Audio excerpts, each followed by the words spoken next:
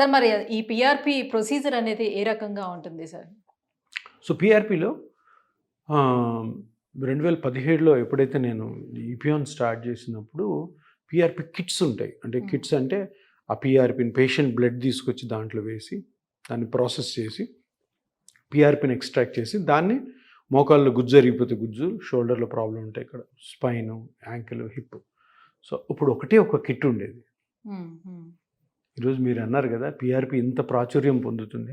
ఈరోజు దగ్గర దగ్గర 25-30 కంపెనీస్ కిట్స్ చేస్తున్నాయి. సో నా దగ్గరే ఉన్నాయి చూడండి. ఇదొక కంపెనీ, ఇదొక కంపెనీ, ఇదొక కంపెనీ, ఇంకా చాలా ఉన్నాయి.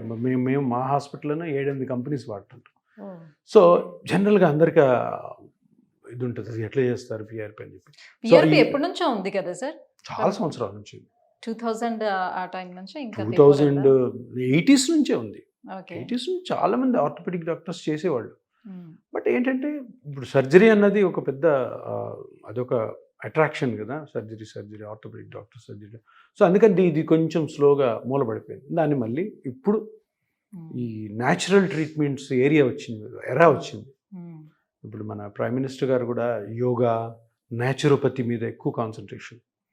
సో నరేంద్ర మోడీ గారు ఎక్కువ ఇంట్రెస్ట్ అదే, naturopathy, yoga, not all the surgeries లేదా కెమికల్స్తో లేకుండా చేయాలని ఆయన ఉద్దేశం. సో ప్రమోషన్ బాగా చేస్తున్నారు గవర్నమెంట్ ఆఫ్ ఇండియా కూడా. అందుకని పీఆర్‌పీ బాగా ప్రాచుర్యం పొందింది.